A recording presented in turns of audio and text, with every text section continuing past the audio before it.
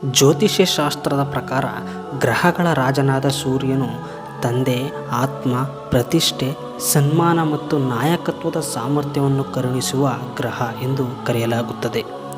ಸೂರ್ಯ ದೇವನು ಪ್ರತಿ ತಿಂಗಳು ತನ್ನ ರಾಶಿಯನ್ನು ಬದಲಾಯಿಸುತ್ತಾನೆ.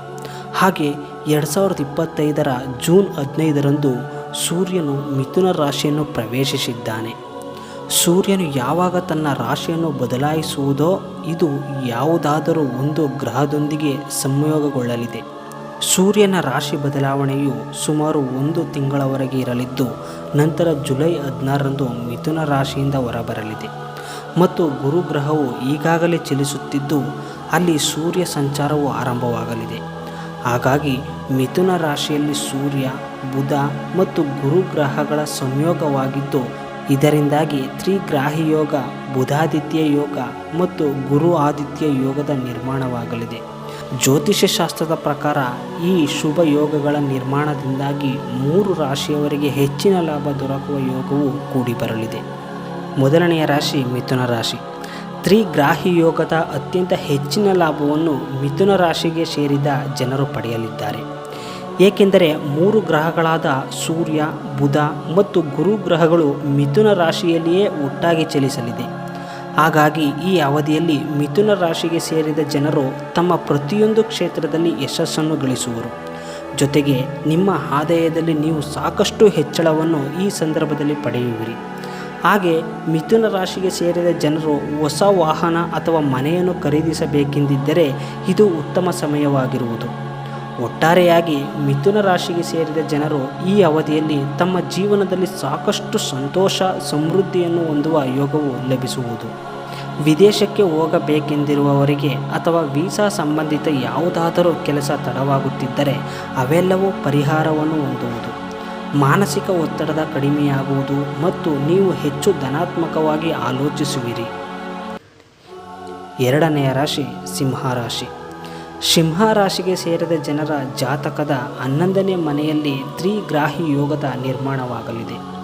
ಇದರಿಂದಾಗಿ ಸಿಂಹರಾಶಿಗೆ ಸೇರಿದ ಜನರು ತಮ್ಮ ಪ್ರತಿಯೊಂದು ಕ್ಷೇತ್ರದಲ್ಲಿ ಯಶಸ್ಸನ್ನು ಗಳಿಸುವರು. ಈ ಸಮಯದಲ್ಲಿ ನಿಮ್ಮ ಆದಾಯದಲ್ಲಿ ಸಾಕಷ್ಟು ಹೆಚ್ಚಳವಾಗಲಿದೆ. ಪ್ರೇಮ ಮತ್ತು ವೈವಾಹಿಕ ಜೀವನಕ್ಕೆ ಸಂಬಂಧಿಸಿದಂತೆ ಸಿಂಹ ರಾಶಿಗೆ ಸೇರಿದ ಜನರು ಈ ಅವಧಿಯಲ್ಲಿ ಸಾಕಷ್ಟು ಸಂತೋಷದಿಂದಿರುವರು. ಜೊತೆಗೆ ನಿಮ್ಮ ಗೌರವ, ಖ್ಯಾತಿಯಲ್ಲಿ ಬಹಳಷ್ಟು ಹೆಚ್ಚಳವನ್ನು ನೋಡಬಹುದಾಗಿದೆ. ಸಿಂಹ ರಾಶಿಗೆ ಸೇರಿದ ಜನರು ತಮ್ಮ ಜೀವನದಲ್ಲಿ ಹೊಸ ಸಂತೋಷದ ಆಗಮನವನ್ನು ನೋಡಬಹುದಾಗಿದೆ. ಈ ಅವಧಿಯಲ್ಲಿ ಪ್ರಗತಿಗಾಗಿ ಹೊಸ ಅವಕಾಶಗಳನ್ನು ನೀವು ಪಡೆಯುವಿರಿ. ಜೊತೆಗೆ ನಿಮ್ಮ ಜನಪ್ರಿಯತೆ ಹಾಗೂ ಗೌರವ, ಖ್ಯಾತಿಯಲ್ಲಿ ಸಾಕಷ್ಟು ವೃದ್ಧಿಯಾಗುವುದು. ಸಿಂಹ ರಾಶಿಗೆ ಸೇರಿದ ಜನರಿಗೆ ಈ ತ್ರಿಗ್ರಾಹಿ ಯೋಗವು ಆರ್ಥಿಕ ದೃಷ್ಟಿಯಿಂದ ತುಂಬ ಉತ್ತಮವಾಗಿರುವುದು.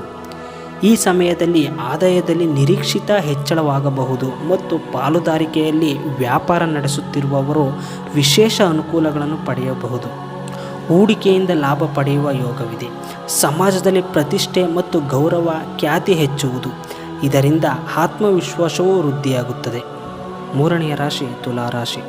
ತುಲಾರಾಶಿಗೆ ಸೇರಿದ ಜನರ ಜಾತಕದ 9ನೇ ಮನೆಯಲ್ಲಿ 3 ಗ್ರಹಗಳಾದ ಸೂರ್ಯ, ಬುಧ ಮತ್ತು ಗುರುವಿನ ಸಂಯೋಗವಾಗಲಿದೆ. ಹಾಗಾಗಿ ಈ ಸಮಯದಲ್ಲಿ ತುಲಾರಾಶಿಗೆ ಸೇರಿದ ಜನರಿಗೆ ಸಾಕಷ್ಟು ಅನುಕೂಲಕರ ಫಲಿತಾಂಶ ದೊರಕುವುದು. ಈ ಅವಧಿಯಲ್ಲಿ ನೀವು ತಂದೆಯ ಸಂಪೂರ್ಣ ಬೆಂಬಲವನ್ನು ಪಡೆಯುವಿರಿ. ಜೊತೆಗೆ ನಿಮ್ಮ ಅದೃಷ್ಟದಲ್ಲಿ ಬಹಳಷ್ಟು ವೃದ್ಧಿಯಾಗಲಿದೆ. ಹಾಗೆ ಈ ಸಂದರ್ಭದಲ್ಲಿ ತುಲಾರಾಶಿಗೆ ಸೇರಿದ ಜನರಿಗೆ ಯಶಸ್ಸು ದೊರಕುವುದು ಮತ್ತು ನಿಮ್ಮ ಎಲ್ಲ ಕೆಲಸಗಳು ಬಹಳ ಬೇಗನೆ ಪೂರ್ಣಗೊಳ್ಳುವ ಸಾಧ್ಯತೆ ಇದೆ. ಈ ತ್ರಿಗ್ರಾಹಿ ಯೋಗದ ನಿರ್ಮಾಣದಿಂದಾಗಿ ನಿಮ್ಮ ಹಲವು ದಿನಗಳ ಸಮಸ್ಯೆಗಳೆಲ್ಲವೂ ದೂರವಾಗುವುದರೊಂದಿಗೆ ನಿಮ್ಮ ಜೀವನದಲ್ಲಿ ಸುಖ, ಸಮೃದ್ಧಿ ನೆಲೆಸುವುದು. ತುಲಾರಾಶಿಗೆ ಸೇರಿದ ಜನರಿಗೆ ಈ ಯೋಗವು ಕುಟುಂಬದಲ್ಲಿ ಸಂತೋಷ ಮತ್ತು ಧಾರ್ಮಿಕ ಚಟುವಟಿಕೆಗಳಲ್ಲಿ ಏರಿಳಿತವನ್ನು ತರುತ್ತದೆ. ಮನೆಯಲ್ಲಿ ಯಾವುದೇ ಮಂಗಳ ಅಥವಾ ಧಾರ್ಮಿಕ ಕಾರ್ಯಕ್ರಮ ನಡೆಯುವ ಸಾಧ್ಯತೆ ಇದೆ. ಹಣ ಸಂಪಾದಿಸುವ ಹೊಸ ಮಾರ್ಗಗಳು ಗೋಚರಿಸುವುದು ಮತ್ತು ಮನೆಯ ಸದಸ್ಯರ ಆರೋಗ್ಯದಲ್ಲಿಯೂ ಕೂಡ ಸುಧಾರಣೆ ಕಾಣಬಹುದು. ಒಟ್ಟಾರೆಯಾಗಿ ಈ ಅವಧಿಯು ಮಾನಸಿಕ ಮತ್ತು ಆರ್ಥಿಕವಾಗಿ ಸಂತೋಷದಾಯಕವಾಗಿರುತ್ತದೆ. ಜ್ಯೋತಿಷ್ಯ ಸಂಬಂಧಪಟ್ಟ ಮತ್ತಷ್ಟು ವಿಶೇಷ ಮಾಹಿತಿಗಾಗಿ ವಾಹಿನಿಯನ್ನು ತಪ್ಪದೇ ಸಬ್ಸ್ಕ್ರೈಬ್ ಮಾಡಿಕೊಳ್ಳಿ.